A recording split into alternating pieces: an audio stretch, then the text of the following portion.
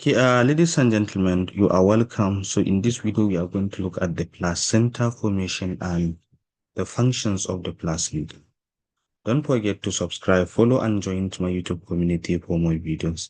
Introduction to placenta. Placenta is a vital organ that develops during pregnancy to support fetal development. So generally, when we look at the journey of life, that is embryogenesis, when egg is fertilized by the sperm, of course, there are formation of morula and then blastocysts. And from the morula and the blastocysts, you can harvest stem cells, which have the ability to differentiate into any cell types. So therefore, placenta is also one of the very important organs that also develop from blastocyst. So in this video, we are going to look at how the placenta is developed during the pregnancy to support the fetal development, and also how the placenta plays a various roles in order to protect and support the survival of the fetal or of the fetus. So now, of course, placenta is one of the organs that brings the connection between the mother and the between the mother and the developing fetus. Of course, there is a connection. The mother takes nutrients, it takes food, it takes air. So how the baby get the air and the nutrient is through the connections, or is through the placenta. So placenta brings connection between the mother and the developing fetus. So if a mother takes nutrient, the nutrient get down to the fetus through placenta, and also removal of the waste products. So its formation begins early in pregnancy, and it's essential for nutrient and the waste exchange. So you see, at the same time, this placenta, after bringing the connections between the mother and the developing fetus, it also helps in the nutrient and the waste exchange. So as we can see, this is placenta, and it has different components. You see the blood vessels of the fetus and the blood vessels of the mother, and you can see that there is a strong connection between them. So then now, the placenta formation, that is embryonic development, how the placenta developed.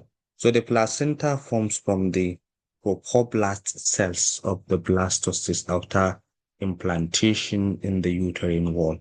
So remember, ladies and gentlemen, from the point of embryology, after you have your zygote, it will develop into morula. From morula, you have blastocyst, which actually implant itself on the wall of the uterus, that is uterine wall. So after it forms, then the next thing is the formation of the placenta from the trophoblast cells of the blastocyst. So in the blastocyst, there are what we call trophoblast cells. So these trophoblast cells are the cells that differentiates and develops forms placenta. So these trophoblast cells differentiate into two layers. The trophoblasts of the blastocyst are differentiated into two layers. The first layer is called cytomucoblasts, and then the second layer is called syncytiotrophoblasts. And of course, we have the chorionic villi. So the chorionic villi develop from the trophoblast, which increase the surface area for exchange. So of course, after the placenta is being formed, so there is also what you call a chorionic villi. And this chorionic villi is also developed from trophoblast. And the major functions of this chorionic villi is to increase the surface area. And this increase in surface area helps in increasing and facilitating the exchange of nutrient and waste product in the body. So as you can see, this is how the development of placenta occur. As you can see clearly from here, you see it started from day 1 up to day 4, where you have blastocysts. And of course, from day 5 to 6, you have trophoblast. So you see here we have cytotrophoblasts, as we can see from the picture. Sorry, from the diagram.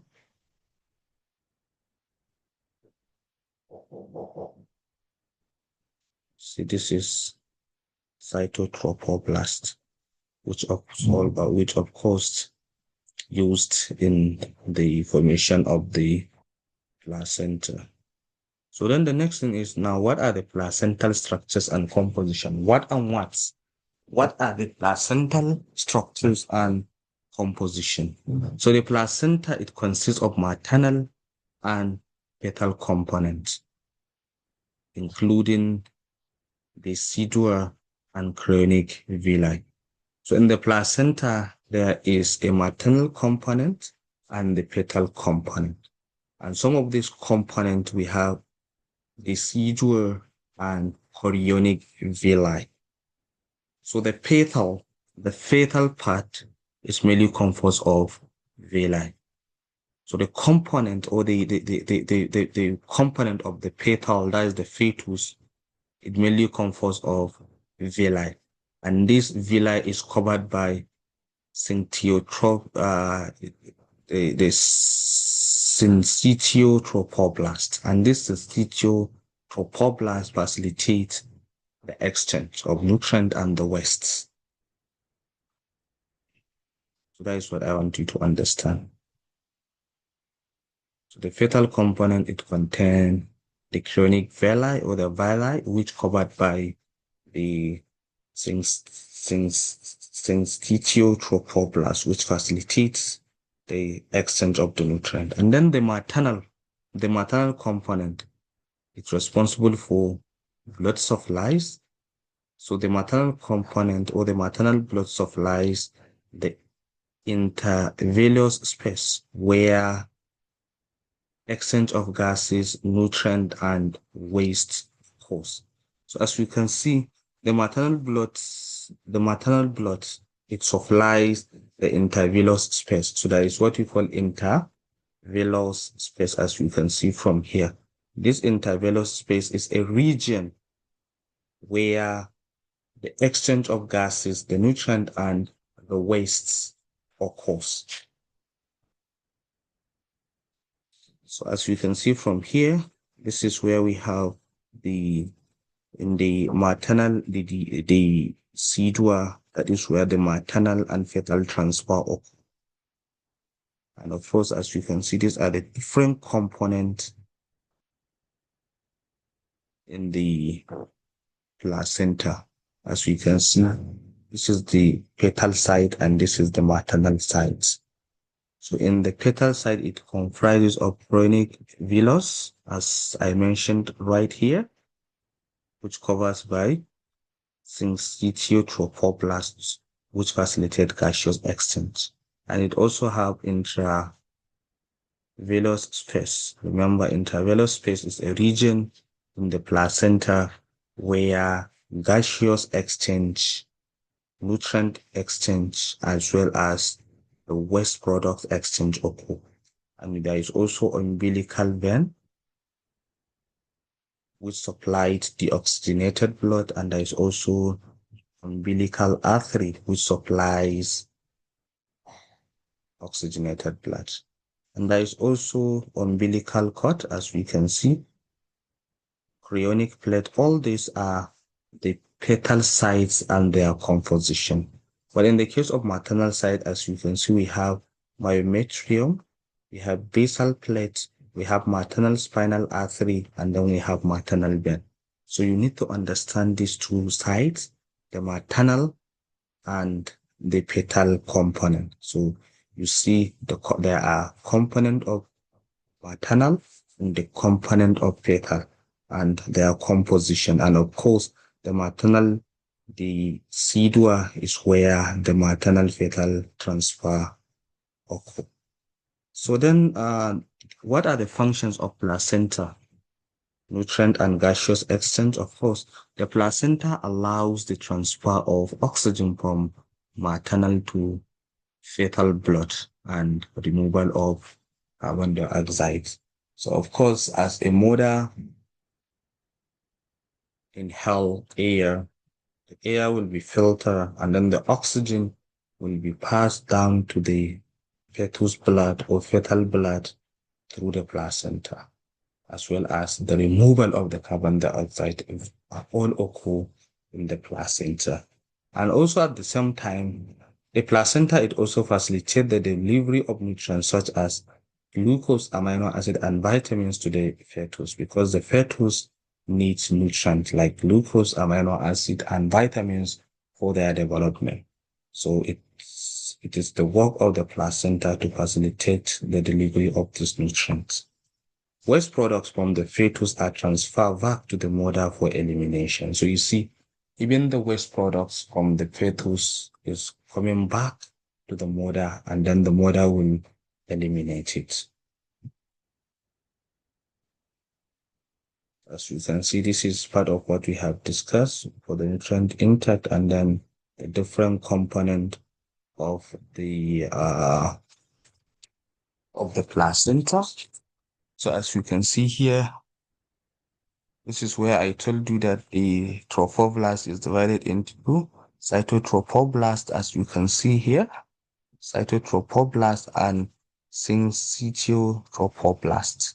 And these are some of the maternal artery is responsible for oxygen exchange, water exchange, electrolyte, nutrient, hormones, immunoglobulin G, drugs, and viruses.